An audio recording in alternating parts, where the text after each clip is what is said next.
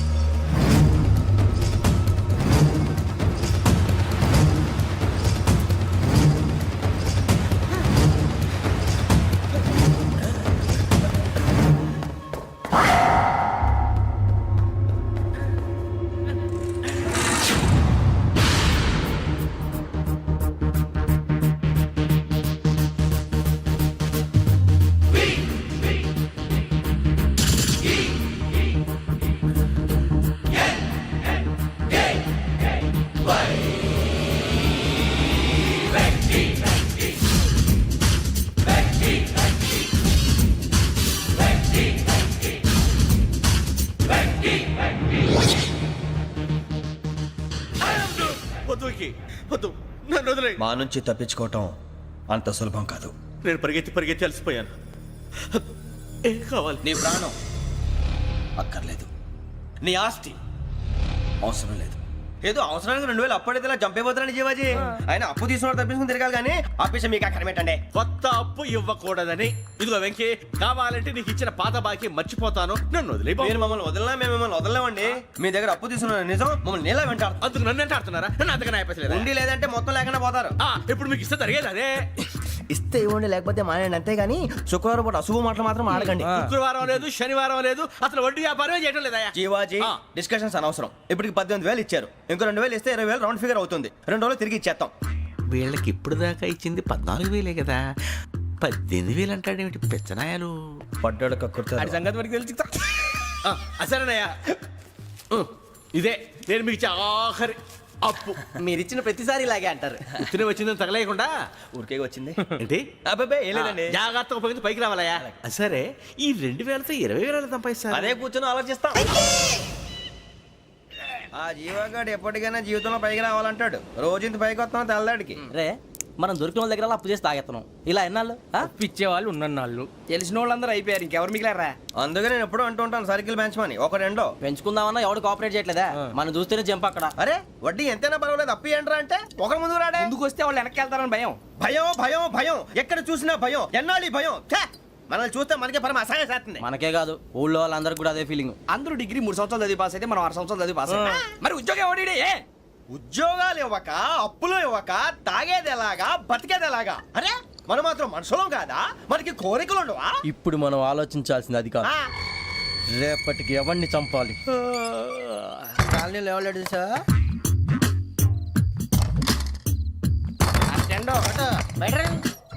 నువ్వా వెంకీ? ఏంటి వెంకీ ఈ టైంలో వచ్చా? నీతో మాడే పని ఉంది, దా చెప్తా. ఏ బాగా నిద్రొస్తుందా? సరిగానే రే, నువ్వు మమ్మల్ని చూసే తలిపేసావా? మామూలుగానే వేసాను. మామూలుగా వేసేవాడివి. మేము రావడానికి 1 నిమిషం ముందో, మేము వెళ్ళాక 1 నిమిషం తర్వాత వేయాలి కానీ బిలాల్ రాజా, నాకు నిద్ర వచ్చి పడుకుందామని తలుపేసుకున్నాను. అయినా నా ఇంటి తలుపులు నేను అడిగేసుకోవాలంటే తప్పు చేసిన కాక ఇంకా గేర్ సమాధానం చెప్తావా? మీ ఇంట్లో పెళ్లిడికి వచ్చిన ఆడపిల్లలు ఎదురున్నారు. ఇదిగో అమ్మాయిలు, మీతో ఎప్పుడైనా యథాశాలు వేసానా? విన్నారా? అడుగు తలుపులు వేసావు. అనవసరంగా గొడవ ఎందుకు? ఇక్కడి నుంచి వెళ్ళండి. గొడవ? మీ ఇంటి మీద పడి ఎప్పుడైనా గొడవ చేశానా బినిగారు? లేదు బాబు. విన్నారా? చెప్పు, మమ్మల్ని చూసి తలుపులు ఎందుకు వేసుకున్నావు? అరే మాకు అప్పించిన వాళ్ళు కూడా మమ్మల్ని చూసి ఎప్పుడు తలుపులు వేసుకోలేదు. ఏం చేయాలి? మరి నువ్వు ఎందుకు వేసుకున్నావు? బాబు తప్పు అయిపోయింది, బుద్ధి తక్కువ వేసాను చాలా. అంటే మా మోకాల మీద తలుపులు వేసామని ఒప్పేసుకుంటున్నావు? ఒప్పుకుంటున్నాను. సరే ఇప్పుడు చెప్పు, మా మొఖాల మీద తలుపులు వేసేంత తప్పు మేము ఏం చేసామరా? తప్పైపోయిందని అంటున్నారు కదా, వదిలేయండి బాబు. అదే తప్పు మేము చేసి మమ్మల్ని వదిలేయమంటే మీరు వదిలేస్తారా బినిగారు? తప్పని ఒప్పుకుంటున్నాడు కదా అయ్యా. ఇప్పుడు టైం 11 అయింది, వెళ్ళి పడుకోండి. 11 అయిందా? కొమ్ము ఉంచాడు కదా. నాకు సంబంధం ఏంటి? ఉంది, సంబంధం ఉంది. 11 గంటలకి నా క్లోజ్ ఫ్రెండ్ ఢిల్లీ వెళ్తున్నాడు. 5,000 అప్పిస్తానని ఎయిర్పోర్ట్ రమ్మని చెప్పాడు. నీ గొడవలో పడి ఆ సంగతే మర్చిపోయాను. ఇప్పుడు నాకు జరిగిన నష్టానికి భర్తీ ఎవరు చేస్తారు? మీరా మీరా మీరా? ఎవడు పడితే ఎందుకు చేస్తాడా భర్తీ? భలే వాడి నువ్వు. తప్పు ఎవడు చేసా వాడు చేస్తా. దానికి కారణం ఈ 10 మనిషే కదా. వాడే చేస్తా. యజ్ఞాత షడద్వాతీత రూపిణి అవ్యాజ కరుణామూర్తిరజ్ఞానాధ్వాంత దీపిక బీరు రమ్ము కలవకూడదు తలకే పట్టేసింది ఏంటే చదువుకుంటున్నావా?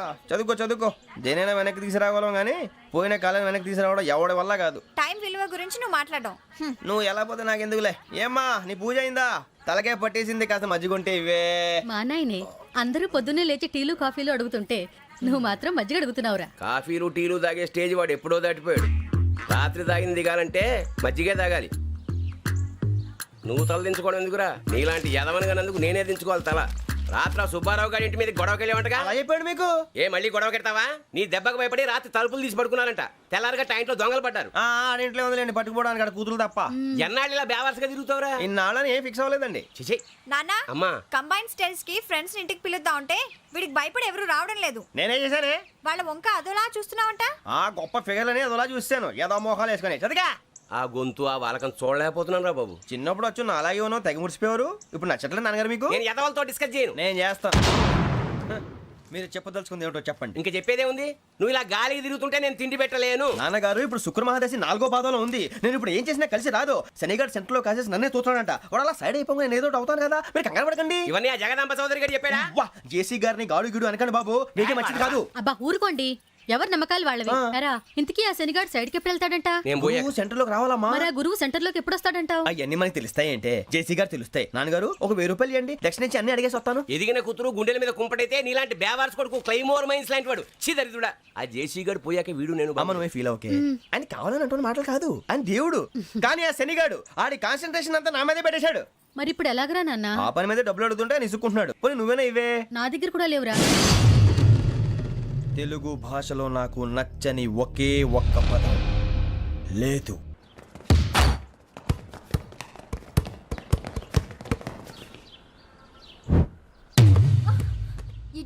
అరే సోరే బాల్ తీసుకురారా. సారీ ఏదో బాలి బాస్కెట్ బాల్ మాలాంటి వాళ్ళు ఆడాలి. మీలాంటి మాసన కొడుకులు ఆడితే ఇలాగే ఉంటది. ఇలాగే ఇలాగే ఉంటది. అమ్మాయిల ముందు ఫోర్స్ కొడతావా? ఆహా అయితే నిన్ను కొడతా.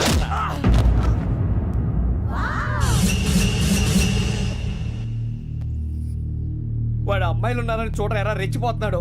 బాస్కెట్ బాల్ మీ వాడి ఆట కానీ మీలాంటి మాసోళ్ళు ఆడే ఆట కాదు అంటున్నాడు రా. రే ఇంత ముందు 2-3 సార్లు కూడా ప్రతి విషయంలో జోక్యం చేసుకుని మనల్ని కొడుతున్నాడు రా. వాడిని ఏదో ఒకటి చేయాలరా, వాడిని వదలొద్దు.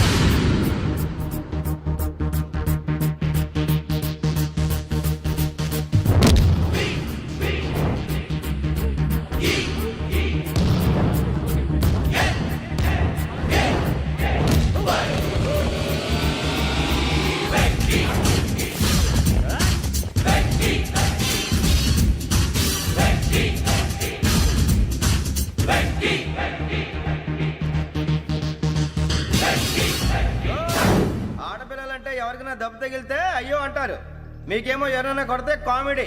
కొట్టిన వాళ్ళు మీ దృష్టిలో హీరోలు. ఇప్పుడు నేను పచ్చడి కొడేస్తాను. నేను హీరోని అయిపోతానా? ఏంట్రా రెచ్చిపోతున్నావు? మాకు ఛాన్స్ ఇవ్వా?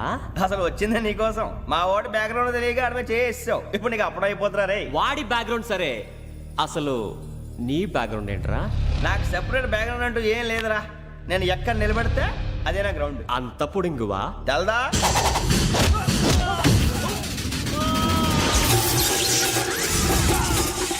ఎవ్వా మన మామిడి కొట్టినప్పుడు వావ్ అన్నారు.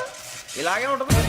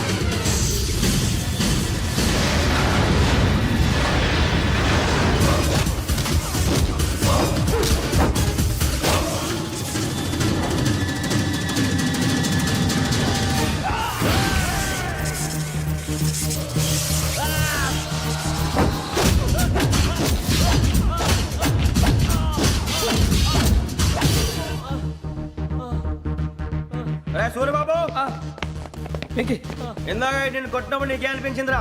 కుమ్మేయాలనిపించింది. మరి కుమ్మే అమ్మో కుమ్ము. రేయ్ నిన్ను అమ్మాయిని ముందు పట్టుకొని కొడతాను. అలా కొడితే ఏ తగ్గుతుందిరా ఆడికి? అసలే ఎక్సైజ్ బాడీ ఏదవుది తప్ప చెప్తాను. కొడితే మడతడిపోవాలి. మాస్తో పెట్టుకుంటే మడతడిపోద్ది. ప్రపంచంలో ప్రతి వాడు ఏదో పని చేసుకుంటున్నాడు, మనం తప్ప. మా కాంట్రాక్టర్ తో చెప్పి పని ఏదైనా ఇప్పించరా? ఎలాంటి పనులు మేము చేయం. డిగ్రీలు బిఏ, నేను ఎంఏ. ఇలా ఇచ్చాడేంట్రా?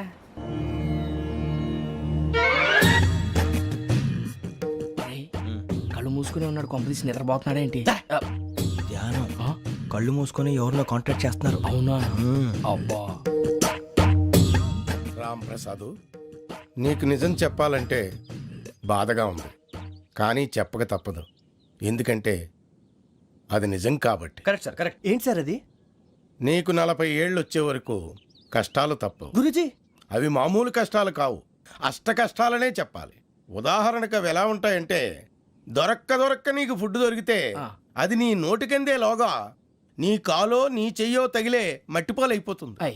నీ వాకలికి తట్టుకోలేక అప్పు కోసం ఎండను పడి వెళితే అక్కడ తాళం వేసి ఉంటుంది. మరో కఠోరమైన నిజమేమిటంటే, నీ దరిద్రాన్ని చూసి భరించలేక నీ భార్య లేచి వెళ్ళిపోతుంది. ఒక్కతేనా ఎవరితోనన్నా? తప్పు. అతని దురదృష్టాన్ని చూసి ఎగతాళి చేయకు రమణ. Sorry sir.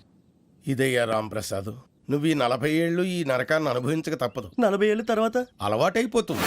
ఇక నువ్వు వెళ్ళొచ్చు. ఏమో వెంకటేశ్వరరావు, కులాసైనా రమ్మన్నారట. నీకు శుభవార్త చెబుదామని పిలిపించాను. ఏంటి గురుజీ? నీకు శుక్రమహాదశ ప్రారంభం అవబోతుంది. అంటే సరిగా సెట్ అయిపోయినట్టేనా? ఆల్మోస్ట్ అయిపోయినట్టే. మీరంతా టోపీలు పెట్టుకునే ఉద్యోగాలు కూడా చేసుకుంటారు. ఇప్పటిదాకా మేమందరికీ టోపీలు పెట్టాం కానీ మాకు మేమే టోపీలు పెట్టుకుంటాం ఎప్పుడు అనుకోలేదు గురుజీ. అదే విధి. మరి ఇప్పుడు బిల్ల బంటోతు నుంచి బీట్ కానిస్టేబుల్ వరకు అందరికి నెత్తిమి టోపీలు ఉంటాయి. అందులో ఏ ఉద్యోగం? ఎస్ఐ గారు కూడా టోపీ పెట్టుకుంటారు తెలదా? ఏది మన చదివే చదువులకు ఎస్ఐ ఉద్యోగాలు ఇస్తారేంటి? గ్రహాలు శాసిస్తున్నప్పుడు చదువులతో పని లేదు. ఏబిసిడీలు చదివినా చాలు మీ జీవితాలు విచిత్రమైన మలుపులు తిరుగుతాయి. మీకు విపరీతమైన ఫాలోయింగ్ వచ్చేస్తుంది. మీరు చాలా ఫేమస్ అయిపోతారు. వింటానికి చాలా బాగుంది. ఇప్పుడు మమ్మల్ని ఏం చేయమంటారు గురూజీ? ఏమీ చెయ్యదు, వెయిట్ చేయండి. కాలం కలిసి వస్తే అదృష్టమే మిమ్మల్ని గేలం వేసి పట్టుకుంటుంది. అంతవరకు వెయిట్ చేయండి. వెయిట్ చేసి కొంచెం వెయిట్ కూడా పెరిగింది. అయినా పర్వాలేదు, వెయిట్ చేస్తాం. అందాక ఏ అప్పు సపోర్ట్ చేసుకుని తాగుతాం, బ్రతుకుతాం అన్నట్టు. అప్పు అంటే గుర్తొచ్చింది. అప్పు మీద మీ అభిప్రాయం ఏంటి గురూజీ? ఏంటరా ఇంత నుంచి మీకు ఎదుగుతున్నాను రా. ఇక్కడేం చేస్తున్నారు? ఏ మన టైం బాగుందిరా. ఎవడన్నా అప్పిస్తున్నాడా ఏంటి? కాదురా, ఉద్యోగాలు ఇస్తారమ్మన్నాడు. గురూజీ చూసారా, చౌదరిగా చెప్పింది నిజమే. మరి శుక్రమహాదేశ్ మొదలైంది. ఇంతకీ ఎవరా మహానుభావుడు? నమస్కారం. అయినా నేను చెప్పింది. ఆహా, సాక్షాత్ ఎంప్లాయ్మెంట్ ఎక్స్చేంజ్ నడుచుకుంటూ వస్తున్నట్టు ఉంది. పదండి పట్టేద్దాం. నమస్కారం సార్. నమస్తే. వీలే సార్ మా ఫ్రెండ్స్. నమస్తే. నేను చెప్పానుగా, భగవాన్ గారు. ఆహా, పేర్లోనే దేవుడు ఉన్నాడు. లోపల కూడా పాజిటివ్ థింకింగ్ ఎక్కువ. ఇంతకీ మీరు ఇండియానా చైనీసా? India sir. మా ఫేస్ చూస్తారు అనిపించలేదు మీకు? భలే కామెడీ ఫీల్ ఉన్నాడు. నేను అడిగేది ఇండియన్ రెస్టారెంటా చైనీస్ రెస్టారెంటా అని. నేనేది ఓపెన్ గా డిస్కస్ చేయను కదా. పేరు చూసి స్కూల్లో డిస్కషన్ పెడతాడు అనుకుంటే వీటేంట్రా హోటల్ అంటున్నాడు. బాబు ఎట్ ఫీల్ అవుతున్నాడు. అంతా మీ ఇష్టం ఉంటున్నారు సార్. ఫస్ట్ చైనీస్ రెస్టారెంట్ కి వెళ్దాం. నెక్స్ట్ అక్కడ డిసైడ్ చేద్దాం. చాలా ఇబ్బంది పడుతున్నట్టున్నారు. నువ్వు చేత్తో తినే బాబు. నేను జనరల్ గా చైనీసే ప్రిఫర్ చేస్తాను. ఫ్యాట్ కంటెంట్ తక్కువ ఉంటది కదా. రేపు నుంచి మేము కూడా ఇదే ఫాలో అవుతాం. ఎంతకీ మీకు స్టీల్ ప్లాంటా, షిప్ యార్డా, ఏషియాడా, జింక, బంక? హెచ్పిసిఎల్. ఇవన్నీ దేనికి సార్? దేనికేంటి? ఉద్యోగం చేయడానికి. మీకు ఎందులో కావాలో చెప్పండి. నేను అమలపోతున్నారా? ఏంటయ్యా డిస్కషన్స్? మాకు నీ ఛాయిస్లు ఉంటాయి అనుకోలేదు. మీరు సడన్ గా జింకు బంకు అంటే సింక్ అవడానికి కొంచెం టైం పట్టింది. అదే అదే జేసీ గారు టోపీలు పెట్టుకుని ఉద్యోగం అన్నారుగా.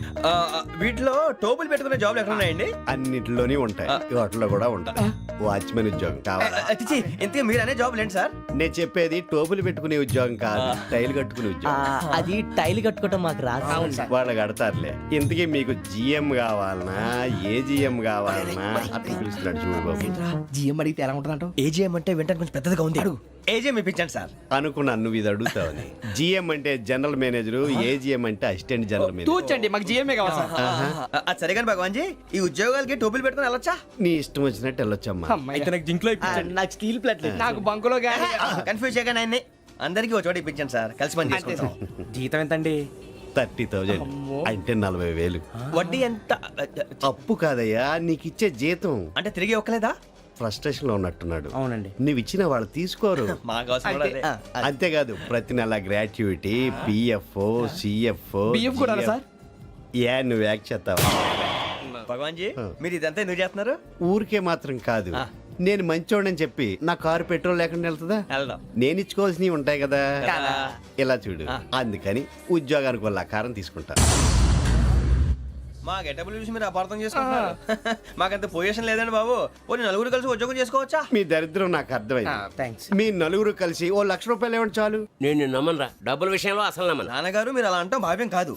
ఏదో జేసీ గారి సిఫార్సు వల్ల శని గారు సైడ్ అయ్యి శుక్రవారం మొదలైంది. ఉద్యోగం దానంతటి అదే వెతుకుంటూ వచ్చింది. అందుకని ఇంకేం కావాలో చెప్పండి. స్టీల్ ప్లాంట్ లో జీఎం అని పెద్ద పోస్ట్ అమ్మా.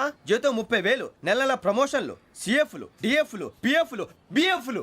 ఇవన్నీ నువ్వు చదివిన చదువుకే. అబ్బాబే, దీనికి చదువుకి సంబంధం లేదండి. చెప్పాను కదా, శుక్ర మహాదశ. అది దాని పవర్ అనుకోండి, ఎఫెక్ట్ ఈ అనుకోండి. రోజుల్లో కూడా గ్రహాలు ఎట్లా nonsense? అబ్బా ఏంటండి వాడన్న ప్రతిదాన్ని ఇలా కొట్టి పడేస్తారు.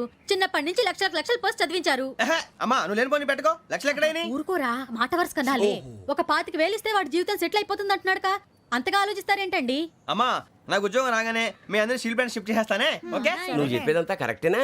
నాన్నగారు మీకు అంత అనుమానం అది ఇవ్వకండి.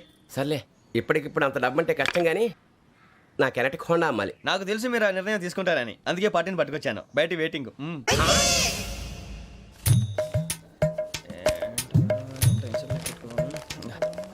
ఇవ్వండి. భగవాన్ జీ, మీతో నాకు కుదరదండి, మీరు తేడా మనుషుల్లా ఉన్నారు. చూడటానికి అలా కనపడతాం కానీ తేడా మనుషులు కాదండి. ఇది ఎంతో లెక్క పెట్టండి. 5,000 తగ్గిందండి. ఆ విషయం నాకు ముందు చెప్పాలి కదా, ఇది తేడాతనం కదా. సర్దుబాటు కాక జరిగిన పొరపాటు. మా దరిద్రం మీకు తెలియంది కాదు. మీ ప్రాబ్లమ్స్ నాకు అనవసరం అండి. ఇప్పటికే మీ మూలంగా 3 లక్షలు బొక్క తెలుసా. మీరు ఫేస్ అంత చిరాగ్గా పెట్టకండి. రే ఆ గొలుసు ఎవరా? తొందరగా ఎవరా? ఆయన కోపం వస్తుంది. ఇదిగో తీసుకోండి. తీసుకోండి, please. భగవాన్ గారు తీసుకోండి సార్, ప్లీజ్. భగవాన్ గారు మీ కోపం తగ్గిందా? కోపం కాదు వెంకటేశ్వరరావు గారు, ఎందుకో మోసాన్ని భరించలేను, అది నా బలహీనత. ఇవన్నీ వదిలేయండి, ఇంకోసారి పొరపాటు జరగదు. మేము ఎప్పుడు జాయిన్ అవ్వాలో చెప్పండి, కొత్త బట్టలు కొనుక్కోవాలి. మీరు ఆ పనిలో ఉండండి. పొద్దున్నే గుడికి వెళ్ళి 9:30 కల్లా, మొన్న వచ్చారే ఆ ఆఫీస్కి వచ్చేయండి. మీ అపాయింట్మెంట్ ఆర్డర్స్ రెడీగా ఉంటాయి. 8:30కి వచ్చేస్తాం. మీరు వచ్చిన వాళ్ళ తలుపులు తీరు. మీ కంగారు నేను అర్థం చేసుకోగలను. ఇంతకాలం పని లేక స్తంభించిపోయిన మీ జీవితాలు ఇక నుంచి వేగం పుంజుకుంటాయి. ఆయన ఉన్నారా? ఎవరు? భగవాన్ గారు. మీరెవరు? ఆయన క్లోజ్ ఫ్రెండ్స్. సరే లోపల రండి. పదా? సార్ వీళ్ళు భగవాన్ క్లోజ్ ఫ్రెండ్స్ అంటారు. సరే నువ్వు వెళ్ళి నేను మాట్లాడతా. సార్ మీరంతా భగవాన్ స్నేహితులా? అవును, అలాంటి స్నేహితులు ఉన్నందుకు గర్వపడుతున్నాం. సరే ఏంటి సంగతి? ఏముంది, మా అపాయింట్మెంట్ ఆర్డర్ చేస్తే పట్టుకులు చేరిపోతాం. ఈ రోజు గురు పౌర్ణమి, మంచి రోజు. అపాయింట్మెంట్ ఆర్డర్ ఏంటి? మీకు అందాల్సిన నీకు అందనట్లేదు. ఏంటది? ఏంటంటావేంటి? ఒక్కోడు 25,000 ఇచ్చాం. భగవాన్ గారి హెల్పింగ్ నేచర్ కాబట్టి తక్కువ రేటుకి ఒప్పుకున్నాడు. ఇంతకీ ఇది ఏ ఆఫీసో మీకు తెలుసా? తెలుసుకోవాల్సిన అవసరం మాకు లేదు. కానీ చెప్ప